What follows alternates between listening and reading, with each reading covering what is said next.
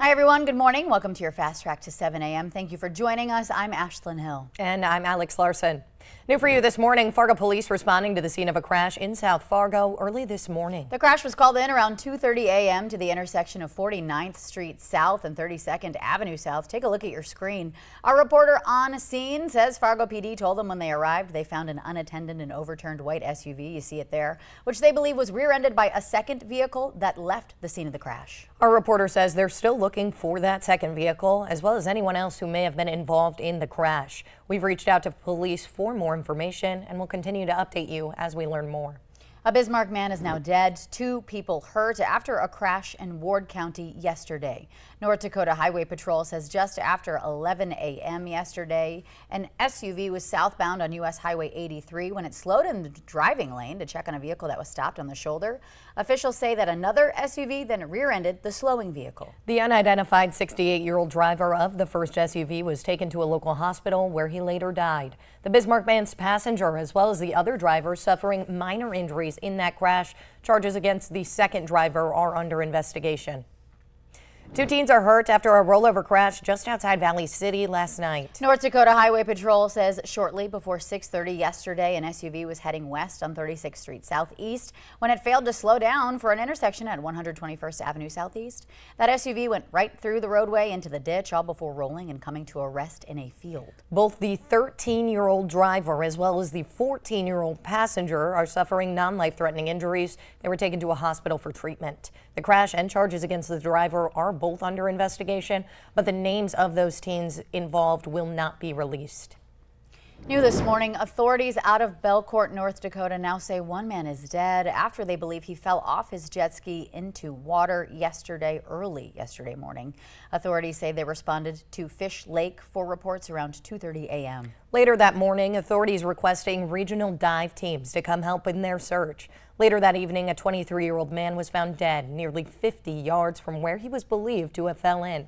His body was discovered and then taken to a funeral home. His identity has not yet been released as family continues to get notified. Minnesota experiencing severe flooding recently, prompting President Biden to declare a major disaster. It happened on Saturday. For people in the town of Waterville, the damage and costs are adding up quickly. Tom Hansen has the story.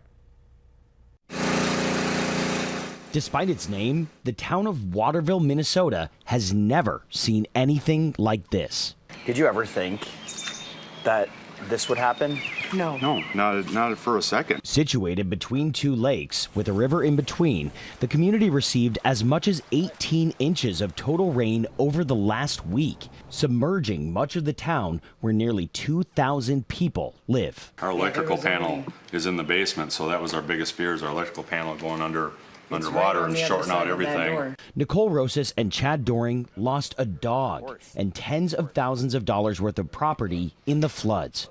There was no requirement to purchase flood insurance when they bought their house 6 years ago, so they decided against it. We could have gotten it, but there was no call for it, like there was no threat of a flood, and it was so expensive at the time. We just were like, no, that's insane. According to data from FEMA, homeowners in Waterville pay an average of $941 per year on federal flood insurance. There are only 33 total active policies in the town.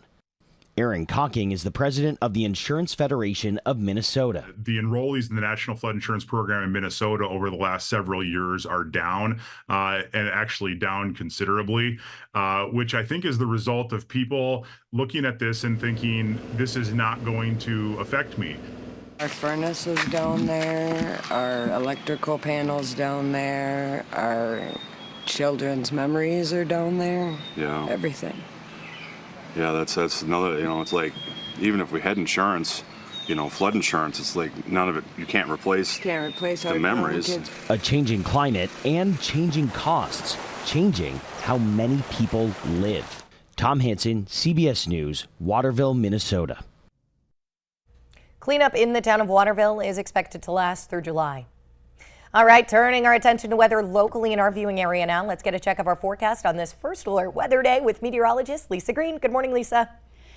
Good morning. Yes, a first alert weather day. We're watching out for more storms that could turn strong to severe as we head into this afternoon and especially this evening. So if you have some outdoor plans tonight, want to make sure you're checking the weather throughout the day today, but especially heading into the evening hours. And we're also, of course, beginning of the week, we want to check in on our yard work planner here. And, you know, today for a lot of us, we're not necessarily declaring a washout because much of the daytime hours may be more on the dry side. There are some spots getting some showers, but if you get out now, if it's not raining where you are, you still have a chance to get that lawn mowed. Tuesday and Wednesday, not too bad as well. It's Thursday, unfortunately, falling on the 4th, that we may end up with some conditions where it's just not great throughout the day to be outside. And of course, again, that's on the holiday. So we're going to keep tracking that out for you as well. But here's a look at the current situation. You can see more showers in the Northern Valley. Southern Valley has been a little quieter.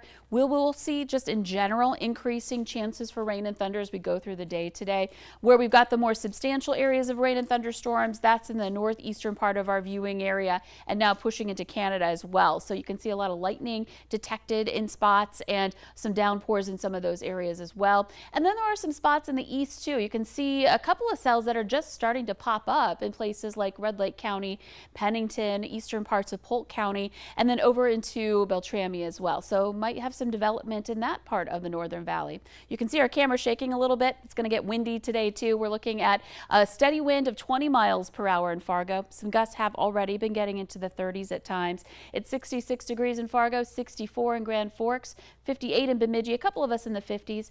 And then through the day today, you know, our average highs this time of year are in the low 80s.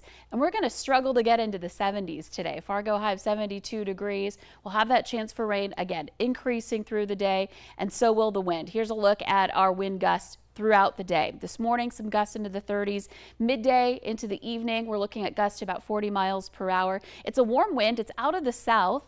That will also help to feed that chance for some thunderstorms later today. So again, first alert weather day for that potential for some severe weather. We'll keep you up to date on that. Make sure you have a way to be alerted to severe storms if maybe you're hitting the road today for your 4th of July destinations. And again, looking at that possibility for rain on the 4th. And we'll have more on that as we get closer to the holiday itself. Man, a new month, but the same severe weather, huh? Yes, very active. June and July are very active severe weather months, and they're definitely living up to that reputation now, starting off the month with that chance here today. You got it. Thank you, Lisa. Happening today, Hector International Airport holding their groundbreaking ceremony to celebrate the upcoming construction to the terminal expansion and the parking garage projects. And that's where we find the Valley Today's Tatum Miller this morning, live at Hector International, giving us a breakdown of these two projects and what they're expected to look like. Good morning, Tatum. Good morning, ladies. That's right. I'm live here outside of Hector International Airport, where at 10 a.m. this morning, state and local leaders will arrive for the groundbreaking ceremony. Now, this is a nearly $200 million project, which includes expanding the current terminal to 9 gates, an apron expansion, and a new parking garage. According to the Fargo-Moorhead West Fargo Chamber of Commerce, the airport has set passenger boarding records from April to December of 2023.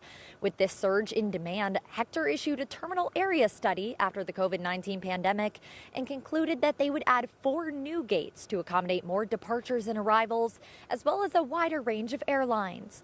The expansion includes adding 75,000 square feet to the existing terminal. Hector wanted to focus on its interior as well, so we'll see sensory relaxation zones in this new plan, as well as self-serve kiosks, more family restrooms, and a service animal relief area. It's also no secret that parking has been an issue here. To combat this, the Municipal Airport Authority Board of Directors has selected a contractor to design a 4-story, 1,000-space parking garage with an elevated walkway. This project is considered to be separate from the expansion, but will also begin this summer. This project is expected to cost $129 million. The airport is currently pursuing federal, state, and local funding sources to pay for this, and Senator Hoeven has also secured an initial $10 million grant from the FAA. Now, Alex, Ashlyn, this whole entire project is expected to take about 3 to 4 years. I'm Tatum Miller for Valley News Live. Back to you at the studio. All right, thank you for a live update on all the details this morning, Tatum. Yeah, lots going on at Hector.